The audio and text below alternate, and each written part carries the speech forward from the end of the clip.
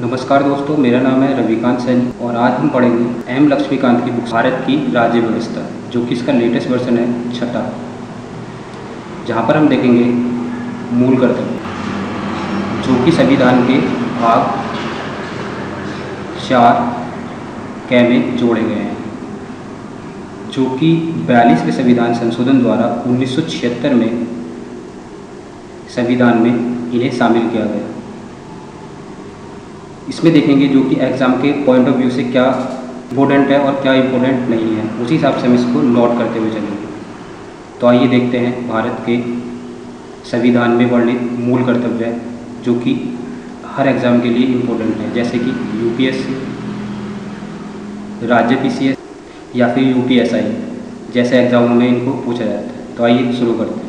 मूल कर्तव्य। जिस प्रकार संविधान में नागरिकों के मूल कर्तव्य का अनहन होने पर आप सुप्रीम कोर्ट और हाई कोर्ट जा सकते हैं उनको प्राप्त करने के लिए। तो इसमें यहाँ पर अब महसूस किया गया कि जिस प्रकार नागरिकों के मूल कर्तव्य अधिकार हैं, उसी तरह नागरिकों के मूल कर्तव्य भी होने चाहिए, जिनका उन्हें पालन करना चाहिए। 1976 में नागरिकों के मूल कर्तव्य को 1976 में नागरिकों के मूल कर्तव्यों को संविधान में जोड़ा गया। जब 1976 में नागरिकों के मूल कर्तव्यों को जोड़ा गया, उस समय मूल कर्तव्यों की संख्या 10 थी, जो कि वर्तमान में 2002 में इनकी संख्या 11 है, जो कि नोट करने योग्य प्रश्न है एग्जाम के पॉइंट ऑफ व्यू से। अगर देखा जाए तो अगला पॉइंट जो कि नोट करने वाला है, भारतीय संविधान में मूल कर्तव्य को पूर्व रूसी संविधान से प्रभावित होकर लिया गया है। अगर विश्व के प्रमुख लोकतंत्रों को देखा जाए, जैसे America, Canada, France, Germany, Australia, यहाँ पर नागरिकों के मूल कर्तव्यों को विश्लेषित नहीं किया गया है। लेकिन यहाँ पर फिर से एक पॉइंट जो कि नोट करने वाला है, एकमात्र जापानी संविधान ने नागरिकों के मूल कर्तव्य को रखा गया है। तो एग्जाम में कई बार पूछा गया है कि वो कौन सा देश है जो नागरिकों के मूल कर्तव्य को रखता है। सरदार स्वर्ण सिंह की सिफारिश पर 1976 में कांग्रेस पार्टी ने सरदार स्वर्ण सिंह की सिफारिश का गठन किया गया और राष्ट्रीय आपातकाल के दौरान यह महसूस किया गया, जिस प्रकार नागरिकों के मूल अधिकार हैं, उसी तरह नागरिकों के मूल कर्तव्य भी होने चाहिए, जो कि उस दौरान आपातकाल के दौरान यह महसूस किया गया। उस समय केंद्र में कांग्रेस सरकार ने इन सिफारिशों को स्वीकार कर लिया और इसी तरह संविधान में एक 42वां संविधान संशोधन अधिनियम लागू किया गया 1976 में। एग्जाम के पॉइंट ऑफ व्यू से वेरी इंपॉर्टेंट। इसके माध्यम से संविधान में एक नया भाग जोड़ दिया गया, 4 क, और एक नया अनुच्छेद आपको देखने को मिलेगा, 51 क। उन्होंने कहा कि पहली बार नागरिकों के 10 मूल कर्तव्यों को विशेष उल्लेखित। पार्टी का कहना था कि जिस समय संविधान बनाया गया उस समय मूल कर्तव्यों को संविधान में न जोड़ना एक ऐतिहासिक, जिसको कांग्रेस पार्टी ने कहा कि संविधान निर्माता इसको नहीं कर पाए, उसे अब किया गया है। तो सरदार स्वर्ण सिंह की समिति ने संविधान में 8 मूल कर्तव्यों को जोड़ने की सिफारिश की गई, लेकिन 42वें संविधान संशोधन द्वारा उस समय 1976 में 10 मूल कर्तव्यों को जोड़ा गया। आइए देखते हैं जो हमारे मूल कर्तव्यों की सूची है, वहाँ पर कौन सा पॉइंट नोट करना है, कौन सा नहीं करना है, जो एग्जाम के पॉइंट ऑफ व्यू से इम्पोर्टेंट है। तो पहला मूल कर्तव्य, हमें क्या करना है, संविधान का पालन करना है, उसके आदर्शों, संस्थानों, राष्ट्रीय ध्वज और राष्ट्रगान का आदर करना है।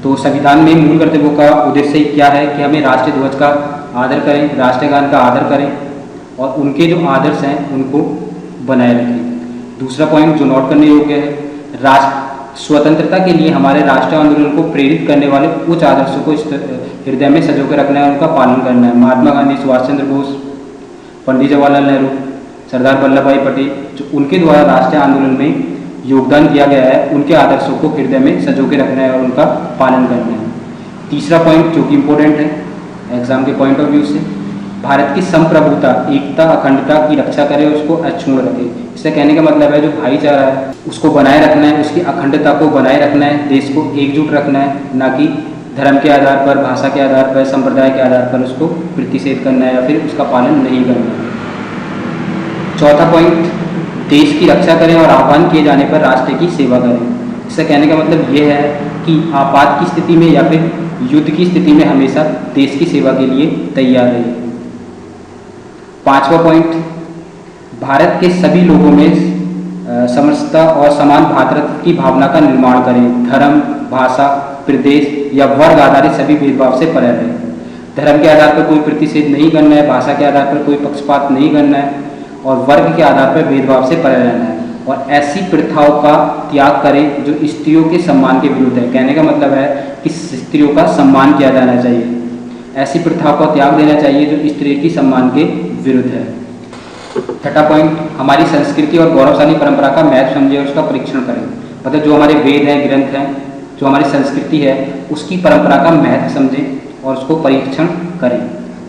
सातवां पॉइंट जो कि वेरी इंपॉर्टेंट है एग्जाम के पॉइंट ऑफ व्यू से, प्राकृतिक पर्यावरण जिसके अंतर्गत वन, झील, नदी, वन्य जीव, इनकी रक्षा करें, उनका संवर्धन करें और प्राणी मात्र के प्रति दयाभाव रखें। जीव जंतु उनके प्रति हमें क्या करना है, दयाभाव रखना है। और जो वन्य जीव है, वन, झील, नदी, वन्य जीव, हमें क्या करना है, उनकी रक्षा करना है, उनको नष्ट नहीं होने देना है।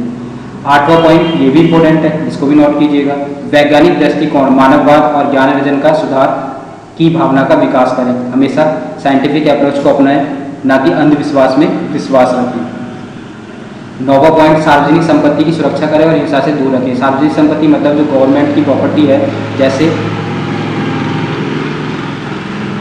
सार्वजनिक संपत्ति मतलब जैसे जो गवर्नमेंट की प्रॉपर्टी है, जैसे सड़क, रेलवे, सरकार के पार्क, उनको हमें क्या करना है, सुरक्षित रखना है और कोई किसी भी प्रकार से हिंसा से दूर रखना है, ना कि जो उसकी प्रॉपर्टी है उसको हिंसा के दौरान उनको जलाना है या फिर नष्ट करना है या फिर तोड़ना है, उनसे अलग रखना है। 10वां पॉइंट, व्यक्तिगत और सामूहिक गतिविधियों के सभी क्षेत्रों में उत्कृष्टता की ओर बढ़ना। मतलब हमेशा आगे बढ़ते रहिए, राष्ट्र को निरंतर बढ़ाते रहिए, जो आपका योगदान है उसमें उपलब्धियों को, नई ऊंचाइयों को छूते रहिए, जो भी आप कर रहे हैं उसको अच्छे प्रकार से करिए। 11वां पॉइंट वेरी इंपॉर्टेंट, ये 11वां पॉइंट जो कि आपको मिलेगा 2002 में 86वें संविधान संशोधन द्वारा संविधान में जोड़ा गया है, जो कि 6 से 14 वर्ष तक के बच्चों को निःशुल्क एवं अनिवार्य शिक्षा का प्रावधान करता है। क्योंकि ये बहुत ही ज़्यादा इंपॉर्टेंट है, ये आपको मौलिक अधिकार, मूल कर्तव्य और डीपीएसपी राज्य के नीति निर्देशित तत्व में भी देखने को मिलता है। तो इस प्रकार ये हमारे 11 मूल कर्तव्य हैं जो कि वेरी इंपॉर्टेंट है, जो एग्जाम में पूछे जाते हैं। मूल कर्तव्यों की विशेषताएं, जैसे कुछ हमारे मूल कर्तव्य, इसी तरह वो हमारे क्या है, नैतिक कर्तव्य, हमें नैतिकता के अनुसार उनको निभाना चाहिए। जैसे कुछ नागरिक, उदाहरण के लिए स्वतंत्रता संग्राम में कुछ आदर्शों का सम्मान करना है, ये क्या है, हमारी नैतिक दायित्व होना चाहिए। राष्ट्रीय ध्वज, ये भी हमारा नैतिक दायित्व होना चाहिए। राष्ट्रगान का आदर करना चाहिए। राष्ट्रगान का आदर मतलब जब राष्ट्रगान बजे तो उसको सावधान की मुद्रा में खड़ा हो जाना चाहिए, उसका आदर करना चाहिए। या फिर कोई दिव्यांग व्यक्ति या फिर उसको भी इस तरह की स्थिति में आ जाना चाहिए, सावधान की स्थिति में, जिससे कि उससे लगे कि वो हमारा नैतिक कर्तव्य है और हम उसका आदर कर रहे हैं। इसी तरह अगला पॉइंट जो विशेषता है, ये मूल्य भारतीय परंपराएं, पौराणिक कथाएं, धर्म पद्धति से संबंधित है। दूसरे शब्दों में मूलतः भारतीय जीवन पद्धति के आंतरिक कर्तव्यों का वर्गीकरण करते हैं। मतलब जो हमारे ग्रंथ हैं, वेद हैं, उनकी जो पौराणिक कथाएं, उनको उन्हीं के आधार पर हमारा उनका वर्णन करते हैं।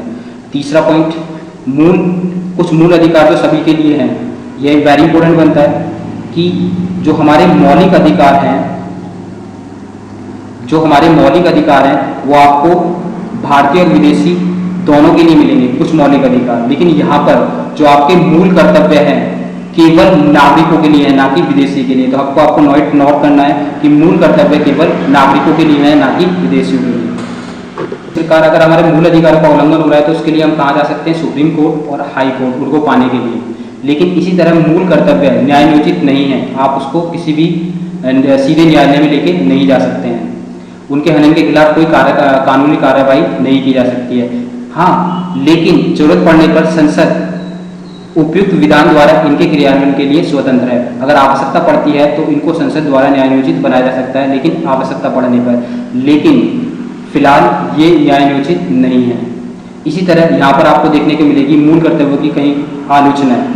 कुछ ज्ञाताओं का या फिर संविधान में मूल कर्तव्य शामिल करने के दौरान कहा गया था कि जो संविधान का भाग 4 है उसमें कर्तव्यों की सूची पूर्ण नहीं है। उनका कहना था कि मतदान जो है वो भी मूल कर्तव्य होना चाहिए, टैक्स देना, कर देना भी मूल कर्तव्य होना चाहिए और परिवार नियोजन भी मूल कर्तव्य होना चाहिए। जिस प्रकार से देश की जनसंख्या बढ़ती जा रही है उसमें भी जो परिवार नियोजन है वो भी शामिल किया जाना चाहिए, लेकिन ये शामिल नहीं किया गया। जिस तरह जनसंख्या बढ़ती जा रही है उस तरह परिवार नियोजन क्या होना चाहिए, मूल कर्तव्य होना चाहिए।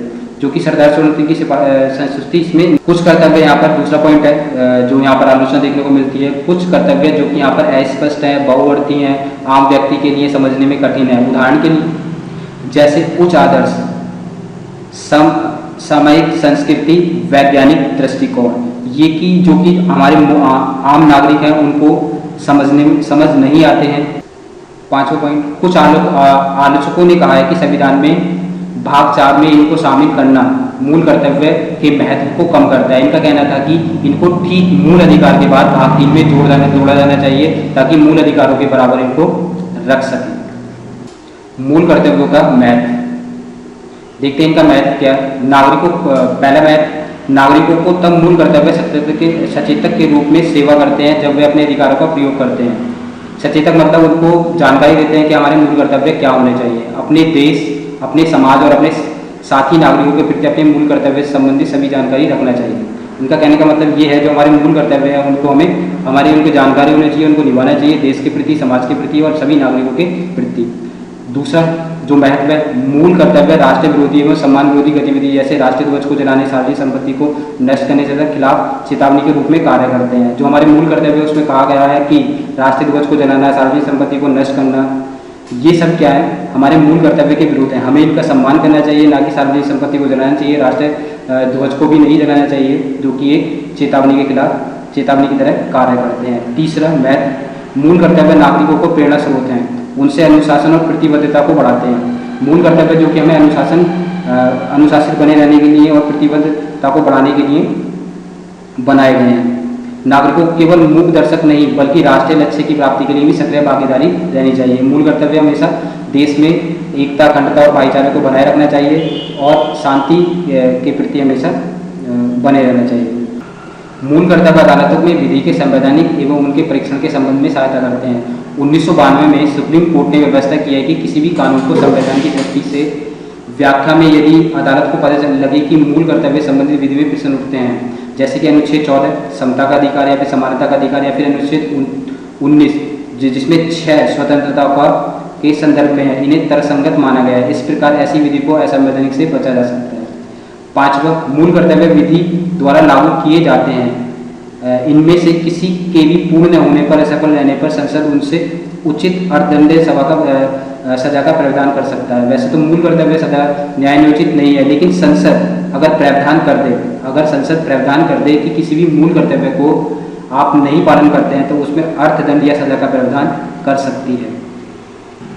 यह भी एक इम्पोर्टेंट है, बर्मा समिति की टिप्पणियाँ जो कि 1999 में मूल कर्तव्य से संबंधित बर्मा समिति 1999 में कुछ अपनी टिप्पणियाँ करती है। जैसे पहला, राष्ट्रीय गौरव अपमान निवारण 1971, जो कि नॉर्थन लाइन है। यह भारत में संविधान, राष्ट्रीय ध्वज और राष्ट्रगान के आदर का निवारण करता है। तो राष्ट्रीय गौरव अपमान निवारण अधिनियम 1971 किसका प्रावधान करता है? भारत के संविधान में राष्ट्रीय ध्वज और राष्ट्रगान के अनादर का निवारण करता है, मतलब इसका उल्लंघन नहीं किया जाना चाहिए। दूसरा, बहुत से आपराधिक कानून लोगों के माध्यम जैसे भाषा, मूल वंश, जन्म स्थान, धर्म आदि के आधार पर विभेद फैलाने वाले को दंड की व्यवस्था करता है। इसी तरह अगला, सिविल अधिकार संरक्षण अधिनियम 1955 जाति धर्म से संबंधित अपराधों पर दंड की व्यवस्था करता है। ये भी नोट करने वाला पॉइंट है। चौथा पॉइंट, भारतीय दंड संहिता आईपीसी यह घोषणा करती है कि राष्ट्रीय अखंडता के लिए पूर्व से ग्रसित अभ्यारोपण और अतिकथन दंडात्मक अपराध होंगे।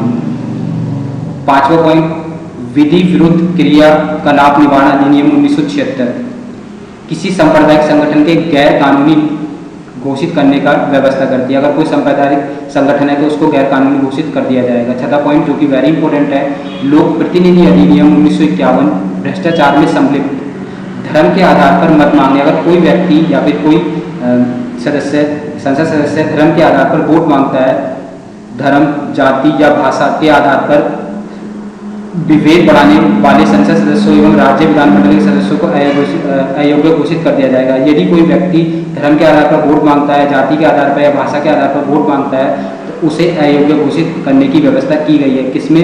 लोक प्रतिनिधि अधिनियम 1951।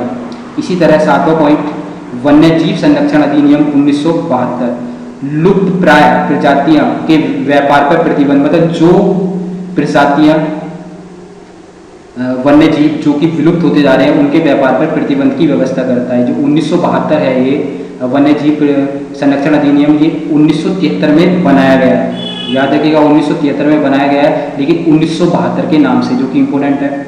8वां वन्य संरक्षण अधिनियम 1980 वनों को अनियंत्रित कटाई, वन्य भूमि गैर वन उद्देश्य के लिए इस्तेमाल पर रोक लगाता है। इसका कहने का मतलब यह है कि जो आपके वन है, वन भूमि गैर वन उद्देश्य के लिए इस्तेमाल पर रोक लगाता है। केवल इसका कहने का मतलब ये हुआ कि जो वन योग्य भूमि है आप वहाँ पर वन ही लगा सकते हैं, ना कोई किसी कंपनी का प्लान उस पर रोकने की यह प्रावधान करता है। और जो आपके वन है आपको अनियंत्रित उस पर कटाई नहीं करनी है। तो ये थे आपके मूल कर्तव्य। अगर आपको पसंद आए हों तो लाइक कीजिएगा, सब्सक्राइब कीजिएगा और शेयर भी कीजिएगा। Thank you very much.